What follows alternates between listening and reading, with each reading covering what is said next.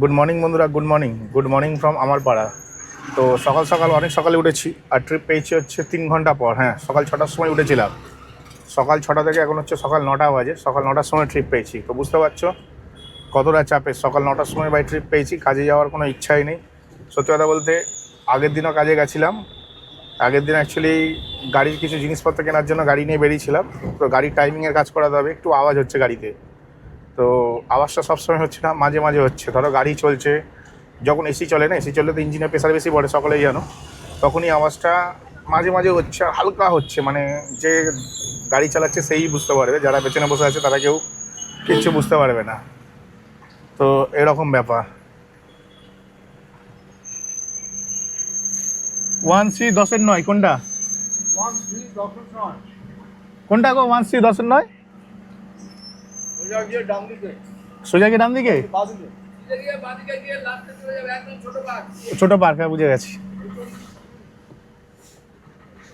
তো যাই হোক, সকাল সকাল হচ্ছে ট্রিপ পাইনি। 6টা থেকে 9টা অবধি সময় নষ্ট হয়েছে। সময় নষ্ট হওয়ার পরে কি করব লাস্টে বলি, তোমার কাজে আর যাওয়ার ইচ্ছা হচ্ছে না। আগের দিন এরকম হয়েছে, গাড়ি নিয়ে বেরিয়ে পড়েছি। বেরিয়ে পড়ে যাওয়ার পরে দেখছি যে আজকে রবিবার, আজকে সব দোকান বন্ধ। আমি টাইমিংয়ের কোনো জিনিস কিনতেই পারিনি।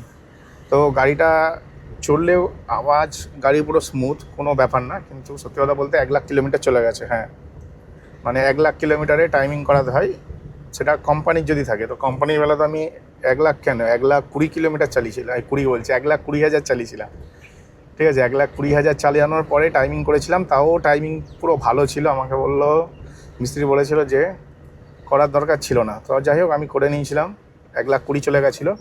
আর এখন হচ্ছে 2,20,000। ঠিক আছে, মানে আবার 1,00,000 চলে গেছে লোকাল টাইম কিট, মানে টেলকোর যে টাইম কিট লাগানো থাকে সেই টাইম কিট। তো সেইগুলো নেওয়ার পরে না, মানে আলটিমেট লসেই রান করছে। কারণ হচ্ছে কোনো কারণে যদি টাইমিং কিট চেন কেটে যায়, পুরো গল্প শেষ হয়ে যাবে গাড়ির। তো ওই জন্য আর কি কদিন গাড়ি চালাচ্ছিলাম না। তো প্যাসেঞ্জারের কাছে চলে এসেছি, পরে কথা বলছি। প্যাসেঞ্জারকে একটু ফোন করে নিই। তো যাই হোক বন্ধুরা, মোটামুটি ভাড়ার অবস্থা খুবই খারাপ। কিন্তু হ্যাঁ, খুবই খারাপ বলতে ভাই, খুবই সাংঘাতিক খারাপ। এতটাই বাজে ভাড়া আমি ভাই জীবনে দেখিনি। হ্যাঁ, এবছরে আমি ভাড়া কাটতে বেরিয়ে 2026 সালটা ভেবেছিলাম যে হয়তো ভালো যাবে।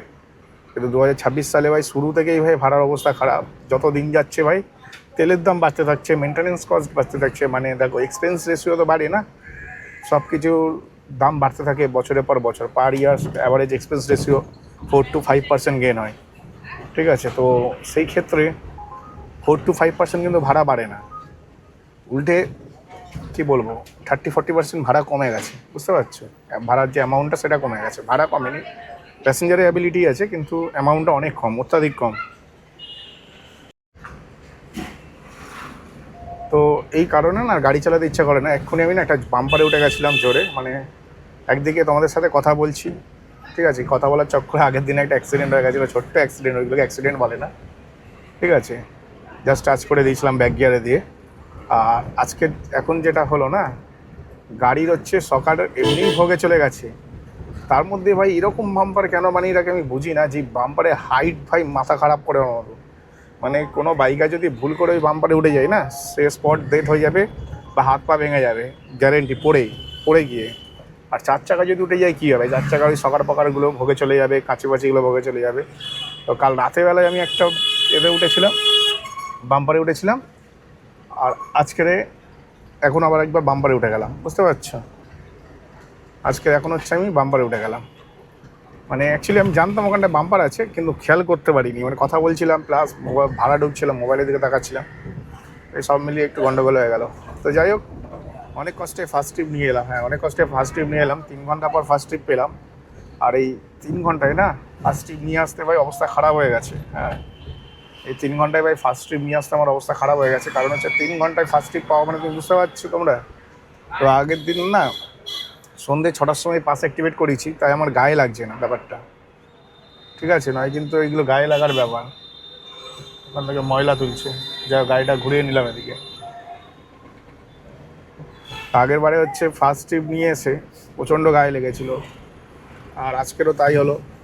কালকের ফার্স্ট ট্রিপ নিয়ে গেছে, ওইটাও গায়ে লেগেছে, আজকের এটাও গায়ে লাগলো। কারণ না, ট্রিপ তো পেলাম, কিন্তু অ্যামাউন্টটা যদি ঠিক না দেয় ভাই, কাজ করতে ভালো লাগে? কার ভালো লাগে ভাই কাজ করতে এত কম টাকায়? এক্সপেন্স রেশিও বেড়ে চলেছে এভরি ইয়ার্স, অথচ এভরি ইয়ার্স এখানে প্রফিট কমে যাচ্ছে। তাই এখন হচ্ছে যা ব্যবসার অবস্থা না, কালকের আমি সন্ধ্যেবেলায় পাস অ্যাক্টিভেট করেছিলাম বলে কালকে সন্ধ্যেবেলায় 3খানা ট্রিপ করে 500 টাকা ইনকাম করেছি। ইনকাম করে গাড়ি ভারী ঢুকিয়ে দিয়েছি। আমি দরকার নেই এত কম টাকায় গাড়ি চালানো, গাড়ি চালাতে হলে পরের দিন সকালে চালাবো, এই বলে আর আমি মানে এই বলে গাড়ি ঢুকিয়ে দিয়েছি। এবার পরের দিন সকালবেলায় উঠেছি, মানে আজকে সকালের কথা বলছি, সকাল 6টা থেকে 9টা অবধি বসে আছি। 3 ঘন্টায় একটাও ভালো ভাড়া পাইনি। হ্যাঁ, 3 ঘন্টায় একটাও ভালো ভাড়া পাইনি, যার কারণে ভাই মাথা পুরো নষ্ট হয়ে গেল। যার কারণে মাথা নষ্ট হয়ে গেল এবং ভেবেছিলাম বেরোবো না, খালি হচ্ছে গাড়ির যে পার্টসগুলো কিনতে হবে তার জন্য আমাকে ঢুকতে হবে হচ্ছে ভবানীপুরে, ঠিক আছে, মানে উড়িয়াপাড়ায় ঢুকতে হবে। তার কারণেই আমি খালি গাড়ি নিয়ে বেরিয়েছি, নয়তো আমার গাড়ি নিয়ে বেরোনোর কোনো ইচ্ছা ছিল না। এই গাড়িটা আমার বাড়িতে রাখারই ইচ্ছে ছিল, কারণ এই কম টাকায় গাড়ি চালানোর থেকে গাড়ি বসিয়ে রাখা ভালো আমার মতে। তো যাই হোক, ভাবছিলাম একটা ইলেকট্রিক স্কুটি কিনে নেবো। হ্যাঁ, একটা ইলেকট্রিক স্কুটি কিনে নেবো। স্কুটি নিয়ে ভাড়া কাটবো। 1000 টাকা খুব সহজে কামাতে পারবো এবং মেনটেনেন্স কস্ট অত্যাধিক কম। খুব সহজে আর কি, মানে কি বলবো, যেখানে খুশি চলে যেতে পারবো স্কুটি নিয়ে। সবথেকে বড় ব্যাপার হচ্ছে এটাই। তো যাই হোক, ভাড়া কন্টিনিউ ঢুকে যাচ্ছে, ভাড়ার অ্যামাউন্ট অত্যাধিক কম, আমি নেব না। তাই আমি এখন হচ্ছে পার্সটা কিনে নিই ততক্ষণে গিয়ে। তো যাই হোক বন্ধুরা, আমি হচ্ছে খালি গাড়ি নিয়ে চলে আসছিলাম। হ্যাঁ, খালি গাড়ি নিয়ে বাড়ির দিকে যাচ্ছিলাম। তো বাড়ির দিকে যেতে গিয়ে আমি যেটা দেখলাম, ব্যবসার অবস্থা প্রচণ্ড খারাপ। আমি ভাবলাম যে খালি গাড়ি নিয়ে সোজা বাড়ি চলে যায়। তো বাড়ি যাবো বলে একদম পুরো মন স্থির করে নিয়েছিলাম। তারপর হঠাৎ করেই দেখি একটি ভালো ভাড়া দিল, যেটাতে আমি 4 কিলোমিটার 140 টাকা পেলাম। তো আমি নিয়ে নিলাম 4 কিলোমিটার 140 টাকা, আমার বাড়ির দিকেই গেল। তারপরে ওখানে দাঁড়িয়ে দাঁড়িয়ে ভাবলাম যে আর হয়তো ট্রিপ হবে না। সত্যি কথা বলতে আর ট্রিপ হতোও না। হঠাৎ করেই এখন যেটা হলো যে আমি একটা ট্রিপ নিয়েছিলাম। হ্যাঁ, আমি ফের আবার একটা ট্রিপ পেয়ে যাই 220 টাকায় 6 কিলোমিটার। তো 6 কিলোমিটারে 220 টাকায় ভালো ট্রিপ, বুঝতেই পারছি। 6 কিলোমিটার 220 মানে হচ্ছে 3, 6, 18, 180, 90, 100, 220, 40 টাকা বেশি। তো 40 টাকা বিনিময়ে তো বেশি বিনিময়ে ট্রিপটা নিয়ে চলে এলাম। আসার পথে যখনই আমি মানে এখন যে সাইডটা আছি না, এই রাস্তাটা অ্যাকচুয়ালি অফ সাইড। আমাকে হয় সামনের দিকে যেতে হবে না পেছন দিকে যেতে হবে, দুটোর মধ্যে আমাকে একটা করতে হবে। এবার আমি কী করব? আমি ডিসিশন নিলাম সামনে যাব। কিছুটা সামনে এগিয়ে যাওয়ার পরেই পেছন দিক থেকে একটা ট্রিপ পেলাম। হ্যাঁ, পেছন দিক থেকে একটা ট্রিপ পেলাম ভাই। 5 কিলোমিটার যাবে 130 টাকা ভাড়া, বুঝতে পারছো? 5 কিলোমিটার যাবে 130 টাকা ভাড়া, তাও 2 কিলোমিটার পিক আপ।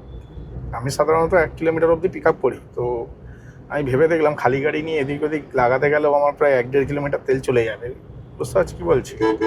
মানে 1-1.5 কিলোমিটার 2 কিলোমিটার আমাকে খুঁজতে হবে একটা ভালো পার্কিং জায়গা, যেখানে পুলিশে ধরবে না বা নো পার্কিং বলে কিছু নেই, এরকম জায়গা খুঁজতে হবে।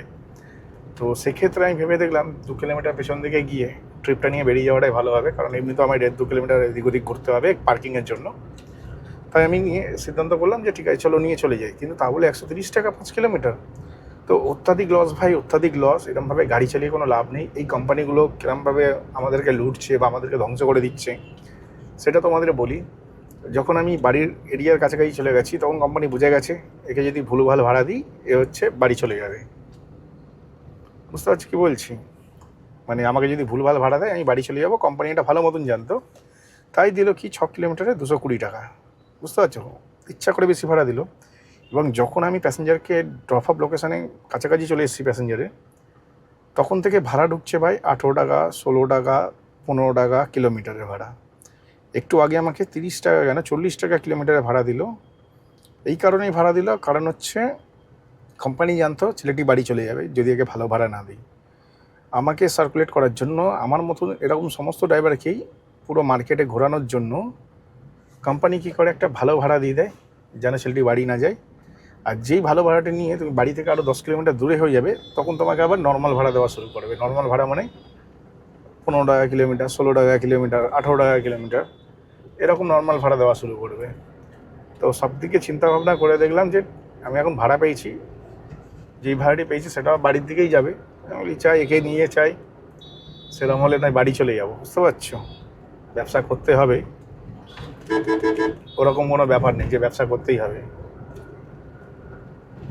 সেরকম না হলে বাড়ি চলে যাবো, এটাই হচ্ছে প্ল্যান করে আমি গাড়ি নিয়ে এগোতে থাকলাম। তো যাই হোক লস হচ্ছে, লস মানে বেশ ভালো লেভেলেরই লস হচ্ছে। তো সেটা এত লসে গাড়ি চালাবো না, এরপরে আর আমি কোনো অফসাইডে যাচ্ছি না। এরপরে যদি আমি ভাড়া নিই, যেখান থেকে রিটার্ন ভাড়া ভালো অ্যামাউন্টের পাবো সেইখানেই যাব। আর এটা যদিও বা অফসাইড নেই এই সময় এটা অনসাইডই থাকে, কিন্তু দিনকাল খারাপ চলছে এখন, মোটামুটি সব জায়গায় অফসাইড বলেই মনে হচ্ছে। তো যাই হোক বন্ধুরা, একটুখানি খেয়ে নিলাম, রুটি আলু ভাজা এনেছিলাম বাড়ি থেকে, ঠিক আছে, 3খানা রুটি আর একটু আলু ভাজা এনেছিলাম। তো কদিন ধরে ভাবছিলাম যে কন্টেন্টে এবার থেকে একটুখানি খাবার দাওয়াটা অ্যাড করবো, তাহলে তোমাদের দেখতে আর একটু ভালো লাগবে। তো এত জোর খিদে পেয়ে যায় না, তখন আর ভিডিও বানাতে ইচ্ছা করে না, মনে হয় এটা গপ গপ করে আগে খাই তারপর দেখা যাবে। তো এই কারণে ভিডিও বানানো হয় না। তো যাই হোক, এখন আমি একটা ভাড়া পেয়ে গেছি। হ্যাঁ, এখন আমি একটা ভাড়া পেয়ে গেছি। ভাড়া বলতে গেলে বাড়ির দিকে, যেমনটা তোমাদের বললাম আমি বাড়ির দিকে যাচ্ছি। তো আগের ভাড়াটা নিয়ে এলাম হচ্ছে 135 টাকা পেলাম, 15 টাকা লস। 5 কিলোমিটার 135 মানে আমার 15 টাকা লস হয়েছে, প্লাস 1 কিলোমিটার এক্সট্রা যেতে হয়েছে, সেটাও লস, ঠিক আছে। আর এখন হচ্ছে আমি অন্য একটা ভাড়া পেয়েছি, এটাতে ওই 130 টাকা ভাড়া দেখাচ্ছিলো 4 কিলোমিটারে। তো ঠিক আছে, 800 মিটার পিক আপ করতে যাচ্ছি, 4 কিলোমিটারে 130 টাকা ভাড়া দেখাচ্ছিলাম। আর যেহেতু বাড়ির দিকে যাবে, ভাবলাম থাক এটা নিয়েই বেরিয়ে যায়, এইভাবেই আর কি আমি এটা নিয়ে বেরিয়ে যাচ্ছি। তো যাই হোক, চলো প্যাসেঞ্জারটাকে পিক আপ করি। আর বাজারের অবস্থা কিন্তু প্রচণ্ড খারাপ। উবের আমাদেরকে কী করছে না, কম পয়সায় ট্রিপ দিয়ে এদিক ওদিক ঘোরাচ্ছে। হ্যাঁ, যখনই মনে করছি যে বাড়ির দিকে যাব, তখন সিস্টেম বুঝে যাচ্ছে যে বাড়ির দিকে মুভ করছে গাড়ি নিয়ে, তখনই একটা বেশি পয়সার ট্রিপ দিয়ে একটু লংয়ে পাঠিয়ে দিচ্ছে। আবার ফেসে গেলাম, তাহলে আবার 2-4 ঘন্টা রাস্তায় বসে গেলাম। বাড়ি আসতে গেলে কাজ করতেই হবে বাধ্যতামূলক, আবার কাজ করতে করতে টালিগঞ্জের দিকে ঢুকে গেলাম। আবার দেখি এখন আমাকে ট্রিপ দিচ্ছে হচ্ছে এতে রুবি হসপিটাল, ঠিক আছে। রুবি হসপিটাল দিচ্ছে, ভাড়ার অ্যামাউন্ট যথেষ্ট ভালো ছিল, কিন্তু গ্যারেন্টি দিয়ে বলতে পারি ওখানে যখন যাবো ওখানে ফেসে যাবো, ভাড়া পছন্দ হবে না, হয় রাস্তায় বসে থাক আর নয় কম পয়সায় নিয়ে যা। মানে উবের দুটো অপশন দেবে ড্রাইভারকে, বাড়ি থেকে অনেকটা দূরে পাঠিয়ে দেবে বেশি টাকার বিনিময়ে, আর তারপরে হচ্ছে একটাই কাজ করবে, কম টাকা ভাড়া দেবে, নিতে হলে নাও, নয় রাস্তায় বসে থাকো। বুঝতে পারছো, ওই হচ্ছে ম্যাটার। তো যাই হোক, এই ট্রিপটা নিয়ে আশা করি এইটাকে নামিয়ে দিয়ে সোজা বাড়িই চলে যাব। কারণ হচ্ছে ওরকম স্ক্যামে আমি পা দিই না।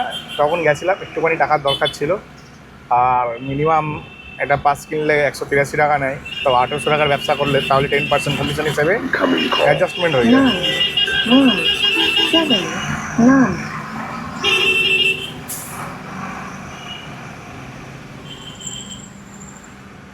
ঠিক আছে, একটা কম পয়সার টিপ নিলে না, মানে কি বলবো, কম পয়সার টিপ নিয়ে ঠিক কাজ করা যাবে না। আর যেই পরিমাণে কম পয়সা দিচ্ছে অত কমে তো ভাই কাজ করাই যাবে না। তো যাই হোক, একটুখানি বাসটা পেছনে খুব ডিস্টার্ব করছে বলে না মাথাটা নষ্ট হয়ে গেল। যাই বাড়ির দিকে যাই, যাওয়ার সময় কথা হবে। তো যাই হোক বন্ধুরা, তোমাদের যেমনটা বলেছিলাম বাড়ি চলে যাব, হ্যাঁ তেমনই আমি বাড়ি চলে যাচ্ছি। টোটাল ব্যবসা করেছি কাল থেকে আজ অবধি 1400 টাকা। বুঝতে পারছি, অ্যাকচুয়ালি গাড়িতে না টাইমিং করাতে হবে, তোমাদের যেমনটা বলছিলাম গাড়িতে টাইমিং করাতে হবে। তো টাইমিংয়ের কারণে না হচ্ছে গাড়ির মধ্যে যেটা হয়ে আছে না, মাঝে মাঝে একটা আওয়াজ হচ্ছে, তো ওই কারণে একটু ভয় লাগছে চালাতে। শনিবারটা গাড়ি চালাইনি, রবিবার দিন বেরিয়েছিলাম মালপত্র কিনবো বলে, গিয়ে দেখি যে দোকান বন্ধ। এক ট্রিপে গেছিলাম আর এক ট্রিপে 2 ট্রিপে রিটার্ন এসেছিলাম। আর সোমবারে গেলাম হচ্ছে মাল কিনতে, ওই মালটা কিনলাম, কিনে আস্তে আস্তে ভাড়া খাটলাম আর কি, যেইটুকানি আর কি হয়। তো যেইটুকানি হয় সেইটুকানি করলাম আর কি।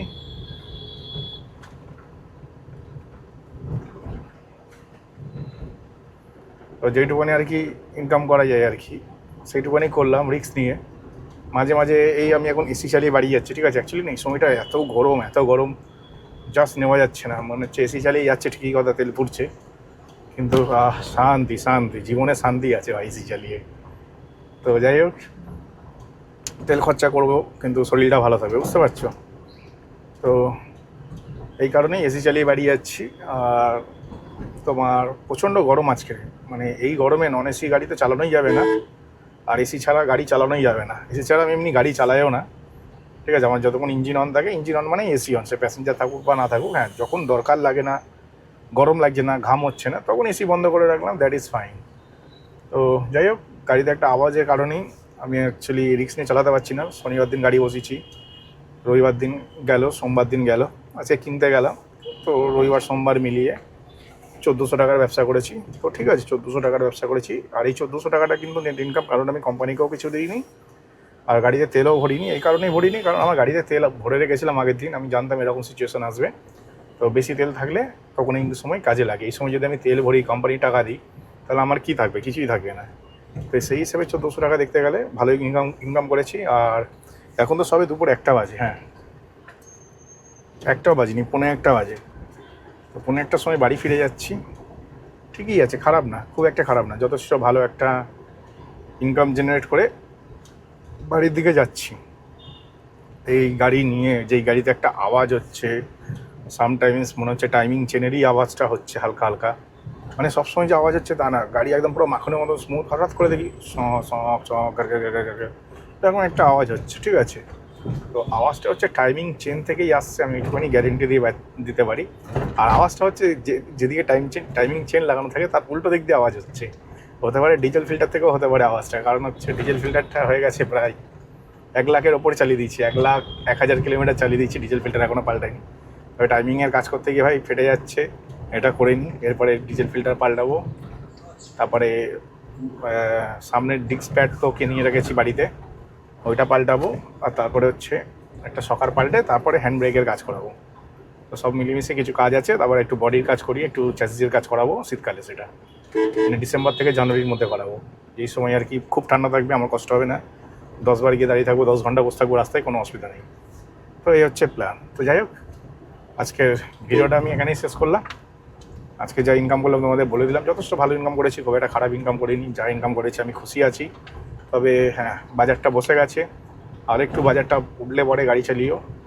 কম পয়সায় ভাই কেউ গাড়ি চালিও না। কম পয়সায় গাড়ি চালালে যত দিন যাবে বাজারের ভ্যালুয়েশন কমতেই থাকবে, বুঝতে পারছো? যত কম পয়সায় ড্রাইভাররা অ্যাকসেপ্ট করে নেবে না ট্রিপ, তত বেশি ইনকাম মানে তত ইনকাম কমতে থাকবে। বেশি না মানে তত ইনকাম কমতে থাকবে আর কি। যত কম পয়সায় ড্রাইভাররা নিয়ে আসা শুরু করবে, কাস্টমারদের সার্ভিস দেবে যত কম পয়সায়, তত তাদের ভ্যালুয়েশন কমতে থাকবে এবং তাদের ইনকামও কমতে থাকবে। তার থেকে গাড়ির ইএমআই দেওয়া তো দূরের কথা, গাড়ির মেনটেন্যান্সও করতে পারবে না ওই টাকায়।